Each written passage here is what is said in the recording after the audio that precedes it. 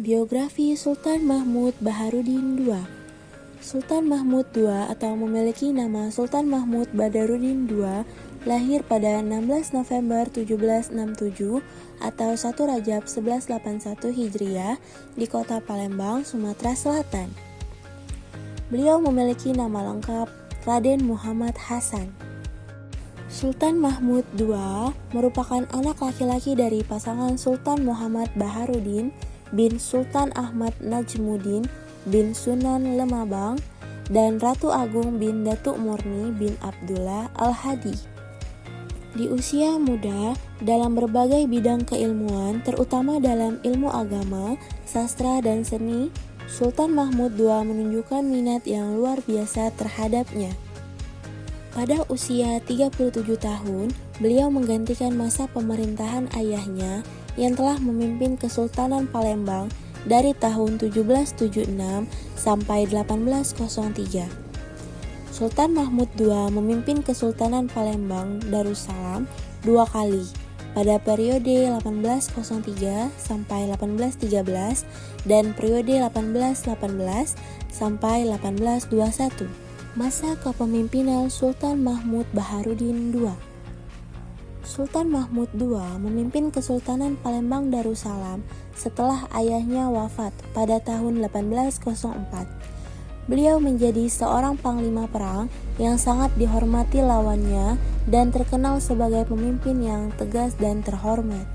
Masa kejayaan Kesultanan Palembang terjadi di bawah pemerintahan Sultan Mahmud II pada masa sekitar tahun 1803 sampai 1821.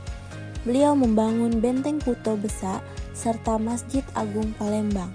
Sultan Mahmud Baharudin II juga turut serta dalam melawan penjajah pada masa kepemimpinan Inggris serta Belanda. Karena hal itu pula, Sultan Mahmud Baharudin II mendapatkan sebuah penghargaan sebagai salah satu pahlawan kemerdekaan nasional. Pada masa kepemimpinannya, peperangan masih terjadi di Turki dan Rusia. Pada tahun ketiga, barulah mulai berkurang konflik dengan Rusia di perbatasan wilayah Utsmaniyah.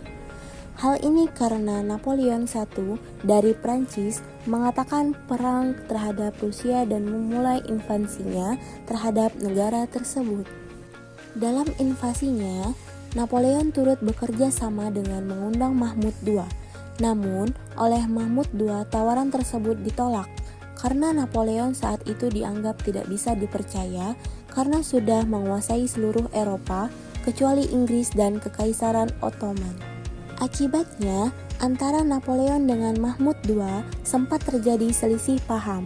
Lalu, pada 1812 diakhiri dengan Perjanjian Bukares.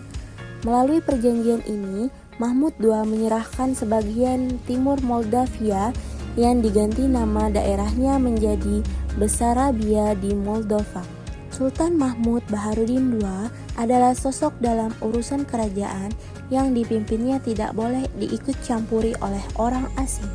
Sehingga Belanda waktu itu tahun 1811 menyerah tanpa syarat kepada Inggris untuk mengambil alih kekuasaan Hindia Belanda.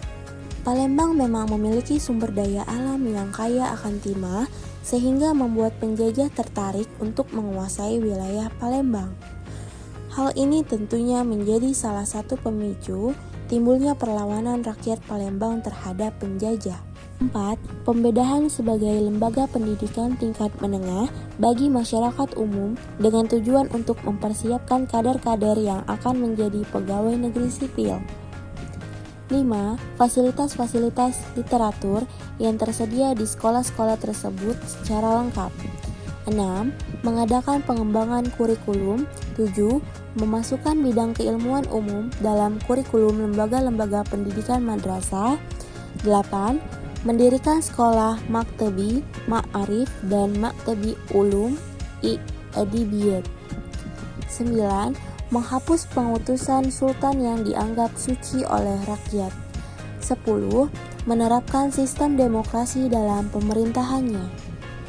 Wafatnya Sultan Mahmud II akibat penyakit TBC pada 1839. Pemakamannya sangat ramai dikunjungi oleh banyak orang yang ingin mengucapkan selamat tinggal pada tokoh pembaruan dan reformasi Kesultanan Utsmaniyah atau Palembang ini.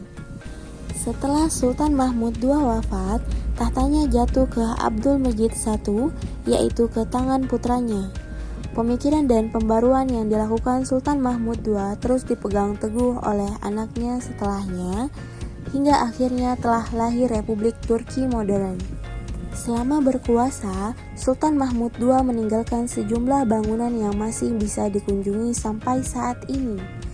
Beberapa bangunan tersebut diantaranya adalah Masjid Agung Palembang dan Benteng Kuto Besak.